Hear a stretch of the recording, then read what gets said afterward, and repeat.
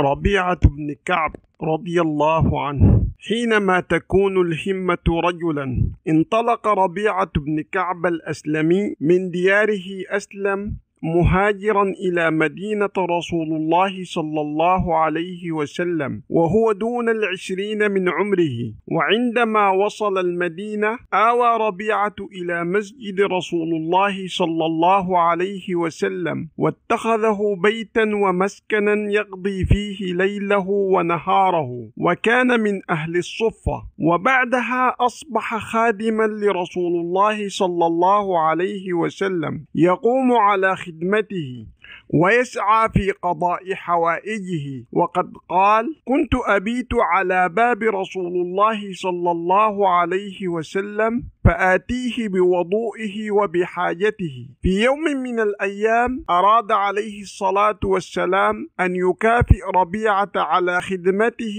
له، وهذا من خلقه العظيم عليه الصلاة والسلام، فقال له: سلني يا ربيعة، ماذا تتوقع أن يطلب ربيعة من النبي صلى الله عليه وسلم؟ وربيعة رجل فقير، لا مال ولا بيت ولا حتى دابة يركبها. فقال له: أسألك مرافقتك في الجنة. قال: أو غير ذلك؟ قال: هو ذاك. قال: فأعني على نفسك بكثرة السجود. لم يطلب ربيعة الجنة فقط، بل مرافقة الحبيب عليه الصلاة والسلام.